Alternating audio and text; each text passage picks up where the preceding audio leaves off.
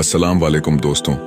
अल्लाह के नबी हज़रत सुलेमान अलैहिस्सलाम अल्लाह से यह दुआ मांगा करते थे कि ए मेरे रब, मुझे ऐसा मकाम अता फरमा जो ना मुझे से पहले किसी को मिला हो और ना मेरे बाद किसी को मिले। अल्लाह ने हज़रत सुलेमान अलैहिस्सलाम की दुआ को कबूल कर लिया और आपको आला मुकाम अता किया। तमाम मखलूकात, इंसान, जिन्नात, हैवानात और कीड़े मकोड़े आपकी बात मानते थे और जिन्नात भी आपका कहा मानते थे, आपके हुक्म को मानते थे। आपके तख्त को हवा अपने कांधों पर उठाकर चलती थी। आप हवा में परवाज करते थे, आसमान से जमीन तक का आपसे ही नजारा करते थे।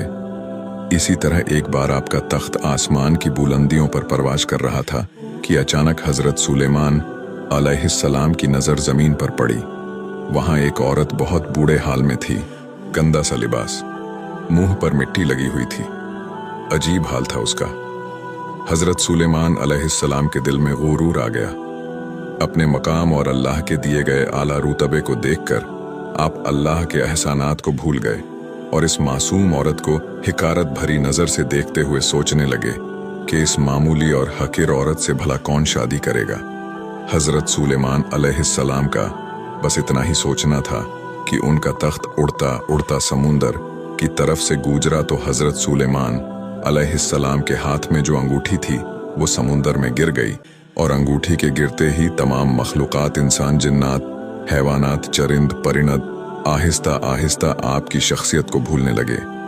चूंकि अल्लाह को हजरत सुलेमान अलैहिस्सलाम का गुरूर करना पसंद नहीं आया, हजरत सुलेमान अलैहिस्सलाम का तख्त भी आहिस्ता आहिस्ता जमीन पर आने लगा और जब जमीन पर आकर ठहर गया तो आप हैरान और परेशान हो गए और हवा को हुक्म देने लगे, हवा से बातें करने लगे, पर कोई जवाब ना आया और ना आपका हुक्म तस्लीम किया गया। आपने जिन्नात को बुलाया पर वह भी आपकी बात ना सुने।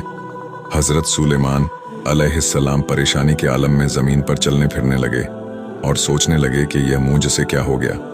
आप चलते रहे और सोचते रहे कि आखिर मुझसे ऐसी कौन सी खता हो गई कि अल्लाह ताला ने मुझे ऐसी सजा दे दी। वह सोचते रहे।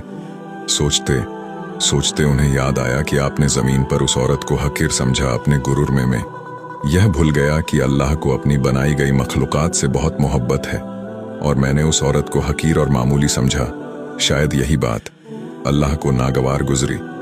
अल्लाह को मेरी यह हरकत पसंद नहीं आई।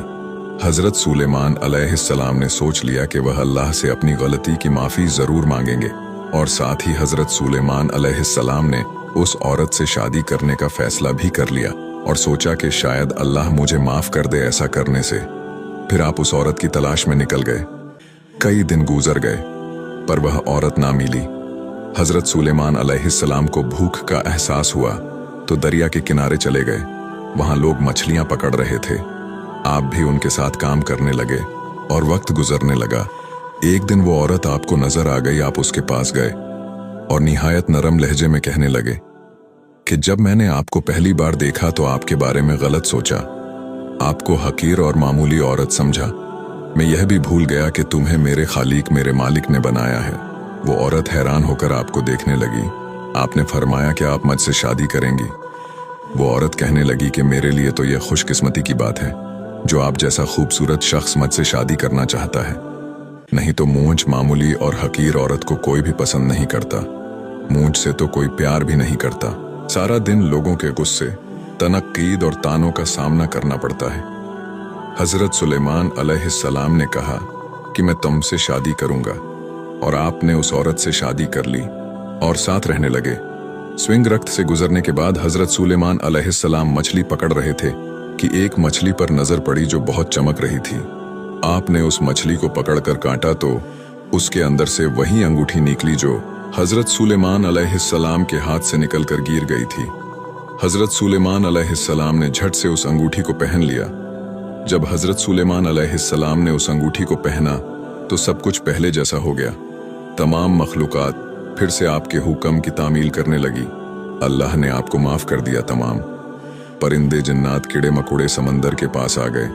तमाम मछेरे माफी मांगने लगे कि हमें नहीं पता था कि आप अल्लाह के नबी हजरत सुलेमान अलैहिस्सलाम हैं। तख्त उड़ते उड़ते आपके कदमों में आ गया।